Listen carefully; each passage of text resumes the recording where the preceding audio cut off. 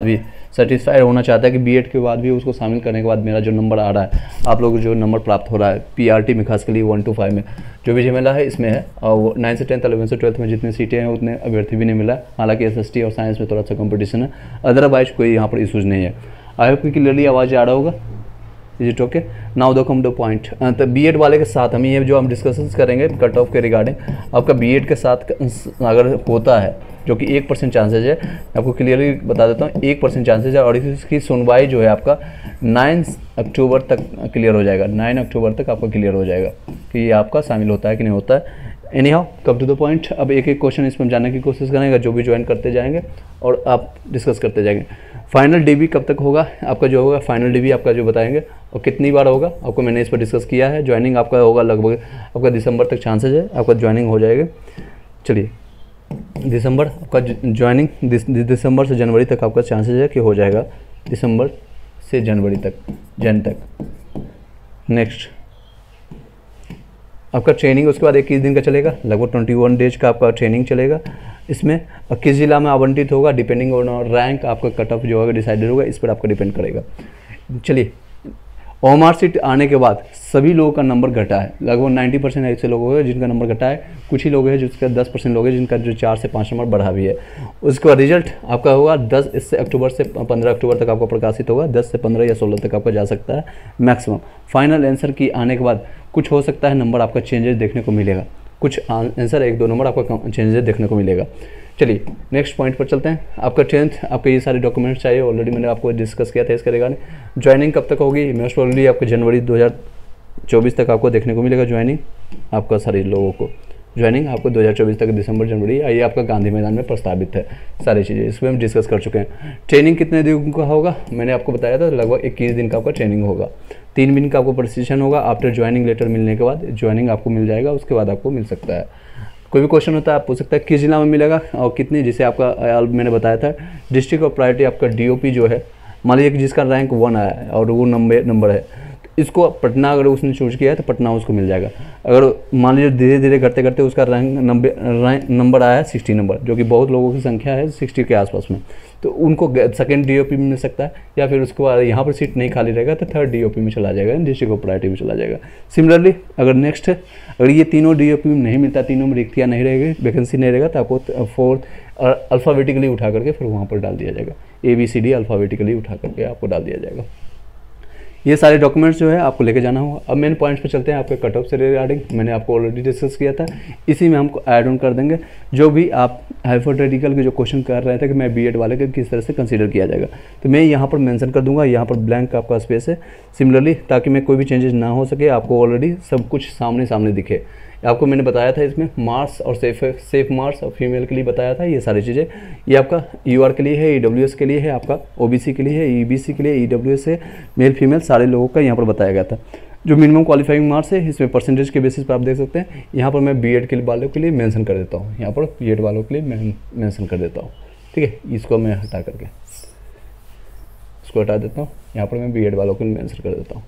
अगर बीएड वाले को ऐड किया जाता है, जो कि आप लोगों की तरफ से बहुत सारे लोगों को जानना चाहता है कि सेटिस्फेक्शन के लिए कि सर मेरा बीएड ऐड होने के बाद भी चांसेस बनती है कि नहीं बनती है, इसलिए हालांकि इसकी परसेंटेज एट द एंड में दोबारा बोल रहा हूँ कि 1% ही चांसेज है कि बीएड को ऐड किया जाएगा प्राइमरी में 1 to 5 में।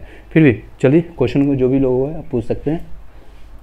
ओके, जो भी लोग आप क्वेश्चन है, आई थिंक आपको सभी लोग को कमेंट्स दिख रहा होगा, एक बार मैं देख लेता हूँ। कोई क्वेश्चन रहता है आप पूछ सकते हैं, नो डाउट। कोई डाउट रहेगा आप पूछ सकते हैं। मीनवाइल मैं आपको चेक करते रहता हूँ, अगर आपको कोई वॉइस में या फिर कोई भी आपको इशू अब आता है तो आप कुछ क्वेश्चन कर सकते हैं। चलिए अगर मान लीजिए आपका यूआर के लिए अगर हम जानने की कोशिश करते हैं, यूआर के लिए या फिर आपके ईडब्ल्यूएस में, मैंने बताया था इसमें 52 से लेकर के 59 तक है। इसमें मैक्सिमम ऐड ऑन होने के बाद 65 से लेकर के 70 तक जाएगा, इससे ज़्यादा नहीं जाएगा। अगर आप इसके बीच में हैं तो भी बीएड ऐड होने के बाद भी आपका चांसेस बनता है, आपको 100% यहाँ पर आपको हो जाएगा। नेक्स्ट अगर ऐड करें हम ईडब्ल्यूएस की बात करें, ईडब्ल्यूएस में मैंने बताया था 45 से 49 तक, इसमें ऐड होने के बाद भी आपका 55 से लेकर के 60 के बीच में रहेगा, इससे ज़्यादा नहीं जाने वाले, मेल के लिए बता रहा हूँ। अगर आप BC2 के लिए हम चर्चा करें, BC2 के लिए आपको मैंने बताया था इसमें 44 से लेकर के 49 या 48 तक रहेगा। इसमें ऐड होने के बाद मैक्सिमम आपका 53 से लेकर के 58 तक रहेगा, इससे ज़्यादा नहीं जाने वाली, मेल के लिए बता रहा हूँ। अगर अब EBC के लिए बात करें, EBC के आपका रहेगा 52 से लेकर के 57 तक रहेगा। अगर इससे प्लस मानते हैं, अगर B.Ed एंड होता है तो भी आपको सेफ मानेगा। EWS फीमेल के लिए अगर चर्चा करें, मैंने बताया था उसमें 44 से लेकर के 48 तक, इसमें आपको ऐड ऑन कर लीजिएगा तो 52 से लेकर के 56 तक, इससे ज़्यादा नहीं जाएगा। OBC से हमेशा कम जाता है इसमें।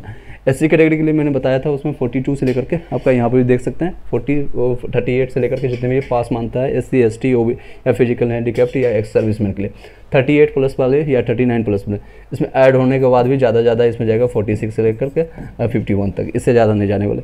ST में हालांकि सीटों की संख्या कम है तो इसमें आप 1-2 नंबर आगे बढ़ा लीजिए, इतना जाएगी। फिजिकल हैंडीकैप जिसमें भी है, अगर ऐड ऑन होती है तो भी आपका ज़्यादा इसमें जाएगा, वो है आपका 42 से लेकर के 46 तक जाएगा, इससे ज़्यादा नहीं जाएगी। इससे कोई भी स्थिति में, कोई भी परिस्थिति में आपका नहीं जाएगी। ये आपका सिचुएशन रहेगा। अगर आप फीमेल की चर्चा करेंगे तो इसमें 2 से 3 नंबर आप माइनस करते चले जाएगा, सब में +-2 कर लीजिएगा, इसमें +-2 कर लीजिएगा, सभी लोग 2 से 3 नंबर यहाँ पर माइनस करते चले जाएगा। ये आपका कटअप रहेगा। अगर B.Ed को ऐड किया जाता है, जो कि 1% चांसेज है, आप लोगों ने हाइपोथेटिकली क्वेश्चन किया था, हालांकि लास्ट वीडियो मैंने डिस्कस भी किया था, फिर भी मैंने एक सेपरेट वीडियो बना करके आपको डाल दिया, आप इसको क्लियरिफाई कर लिए। आपकी तरफ से कोई भी संतुष्टि नहीं। कई लोग ऐसे आ रहे हैं जो मेरे पास क्वेश्चन कर रहे हैं, मैं किसी का नाम नहीं लूँगा, मेल है या फीमेल का 45 नंबर आ रहा है या 40 से लेकर के 49 के बीच में आ रहा है, कोई भी नंबर आ रहा है, उसका 48 आ रहा है, फीमेल है, लेकिन फिर भी उनको बिहार के होने के बाद EWS का सर्टिफिकेट उनके पास है, जो कि सही सर्टिफिकेट है और इस बार करंट का सर्टिफिकेट है, उसके बाद भी इनको संशय है कि मेरे पास नहीं होगा। संशय कहाँ से पैदा हुआ? तो आपके पोल से, पोल जो कम्युनिटी पोल में लोगों ने पोल किया है, वहाँ से संशय पैदा हुआ, और इसी पोल के बेसिस पर कई जो लाखों सब्सक्राइबर लेकर के जिनकी व्यूज लाखों में जाते हैं, उनका मैसेज लाखों लोगों तक पहुँचता है, वो लोग उस पर कटअप डिसाइड कर रहे हैं, उस पर कटअप डिसाइड कर रहा है। अब पोल में आप लोग को अगर ऑप्शन दिया जाता है, 4 ऑप्शन मिलता है, A B, अगर 3-4 मिलता है, इस तरह से ऑप्शन मिलता है। हम भी पोल करवाए थे, लेकिन मुझे कहीं भी 1% भी यहाँ पर पोल में सेटिस्फेक्शन नहीं मिला, हम सेटिस्फाइड नहीं हुए, इसलिए मैंने पोल को डिनाई कर दिया और पोल कर देना ही बंद कर दिया। क्योंकि अगर ऑप्शन हम देते हैं 40+ तो इसमें भी क्लिक करेंगे, 50+ यहाँ भी क्लिक करेंगे, 70+ यहाँ भी क्लिक करेंगे, 80+। अगर मैं बाई चांस 120+ भी क्लिक कर दूँगा ऑप्शन, तो यहाँ भी 5 से 10% ऐसे लोग होंगे आकर के इसको भी क्लिक करके चले जाते हैं। और जो B.Ed वाले हैं वो भी क्लिक करते हैं, वो भी अपना पोल देकर चले जाते हैं, और जो D.Ed वाले वो भी करते हैं, उसमें बाइफरकेट करना मुश्किल हो जाता है। इवन जो एग्जामिनेशन दिए नहीं हैं वो भी आकर के यहाँ पर पोल करके चले जाते हैं। तो पोल के बेसिस पर कोई भी आपको कटअप बता रहा है, सिर्फ और सिर्फ अपने व्यूज़ के लिए, अपने आप को भड़काने के लिए, आपको एक डराने के लिए, डरावना एक तरह से आपको कर सकते हैं, आपको डराया जा रहा है। और मे भी उनको हो सकता है कोर्स से या फिर आपको PDF सेल करना होता है, दैट्स नॉट माई इशू। लेकिन आपका जो भी है, मैंने रीजन बताया था स्टार्टिंग से, ये सारे रीजन्स है कि इनकी B.Ed वालों को 3.9 लाख है जिनकी संख्या इतनी है, और ये बाहर हो रहे हैं। एक रीजन मैंने ये दिया था। CTET का रिजल्ट आप लोग को पता है 7% के आसपास बिहार में पास हुए, जिसमें भी कई लोग होंगे रिपीटेड होंगे, यानी रिपीट करने वाले 2021-22 में पास हो गए, इसमें कई लोग रिपीटिंग वाले होंगे कैंडिडेट। मे भी कुछ ऐसे होंगे जो कि 75% नंबर लाने वाले, यानी SC ST कैंडिडेट के, जो इसमें ऐड नहीं होंगे। तो कुछ ऐड भी होंगे, कुछ माइनस भी होंगे। तो एनी हाउ मैं इसमें फिर भी मानता हूँ 6% मान लीजिए कि कैंडिडेट इस बार अपेयरिंग वाले होंगे। DLED वाले इस बार जो है बाहर हो गए। कई लोग का एग्जामिनेशन ही नहीं हुआ, कई लोग का एग्जामिनेशन हुआ तो उनका रिजल्ट नहीं हुआ, फाइनल उनके पास सर्टिफिकेट नहीं आया। अगर जिनका सर्टिफिकेट नहीं आया तो डॉक्यूमेंट्स नो डाउट उनको छाड़ दिया जाएगा। क्वेश्चन आया सर 63 में UR में सर हो जाएगा सर, योगेश यादव। सरस्वती जान सर मेरे मार्क्स 74 हो गए हैं और ओमान में मैच करने के बाद मैं अदर स्टेट से हूँ, अगर B.Ed इंक्लूड करने के बाद वो कोई चांस है? बिल्कुल, इसके पर मैंने चर्चा भी किया, आपने देखा होगा। आप एक बार वीडियो को थोड़ा सा पीछे करके देख लीजिए। 73 में B.Ed ऐड करने के बाद भी आपको नो डाउट कोई भी आपको हटा नहीं सकता है, आपको कोई दिक्कत नहीं होगा। मैंने रीजन और भी दिया था, 8 लगभग 10 से 12 रीजन मैंने दिया था, वहाँ से जाकर के देख सकते हैं लास्ट वीडियो में। DLED को बाहर किया गया। DLED में कई जो है पेयरिंग वाले हैं, उनका रिजल्ट नहीं प्रकाशित होगा तो इनको DB में छाड़ दिया जाएगा। नेक्स्ट आपका जो क्वेश्चन पेपर आपको पता है, क्वेश्चन पेपर जो नो डाउट जो कि प्राइमरी जैसा नहीं था, क्वेश्चन पेपर का लेवल जो काफ़ी टफ था, इसके रीजन्स के कारण था। और कई लोग को ऑप्शन जो है डी और ई ऑप्शन जो है डी और ई लोगों ने काफ़ी कंफ्यूज किया और लोगों ने काफ़ी एक से अधिक या फिर नन ऑफ दीज वाले ने काफ़ी लोगों को कंफ्यूजन दिया है। नेक्स्ट रीजन मैंने दिया था आपको ऑलरेडी, मैंने आपको मेंशन करके रखा है,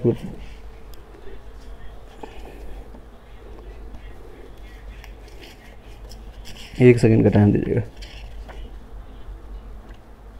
ये देखिए मैंने ऑलरेडी काफ़ी चीज़ें मेंशन करके ऑलरेडी आपके सामने दिया था, कल भी आपको प्रस्तुत किया था, लेकिन फिर भी मैं रिवाइंड कर देता हूँ सारी चीज़ें। ये देख सकते हैं ओएमआर शीट, कई लोगों ने ओएमआर शीट में गलती किया है, कई लोगों ने ओएमआर शीट में गलती किया है रोल नंबर फिल करने में। हालांकि जो लोगों का गलती ABCD या ये बबल नहीं कर पाए हैं, ABCD बॉयज़ के लिए या गर्ल्स के लिए EFG आपका है, नहीं बबल कर पाए तो इसमें कोई इशूज़ नहीं होगा। कमेंट्स आ रहा है सर सामाजिक में 9 से 10th में कितना कट ऑफ जा सकता है, आपको अपना नंबर बताइएगा। प्रबंध झा ऑलमोस्ट आप 50 प्लस आप ले सकते हैं, 55 प्लस। अगर आप जनरल में है तो आप 2 से 4 नंबर आप ऐड ऑन कर लीजिएगा, OBC में है तो आपको 55 प्लस में हो जाएगा। नेक्स्ट रीजन मैंने आपको बताया था, एक तो लेंदी आपको जो है था मैथ्स और रीजनिंग का क्वेश्चन था। मैथ्स का रीजनिंग का क्वेश्चन वन लाइनर नहीं था, जैसे मैंने आपको पढ़ा रहा था या फिर मैंने किरण बुक का पूरा आपको सोल्यूशंस करवाया या फिर रंजीत सर के बुक को सोल्यूशंस करवाया। तो लेंदी मैथ्स और रीजनिंग होने के कारण इसमें टाइम टेकिंग लगा। जिन लोगों का स्टार्टिंग में मैथ रीजनिंग मिल गया खासकर A सेट में या फिर दूसरे सेट में, तो वो लोग ये 32 क्वेश्चन करने में ही आधा से ज़्यादा यानी 1 घंटा से ज़्यादा, 1 घंटा 10 मिनट या 15 मिनट ज़्यादा उनका समय यहाँ पर व्यतीत हो गया था। फिर आनंद फानंद में लोगों ने आंसर लगाया।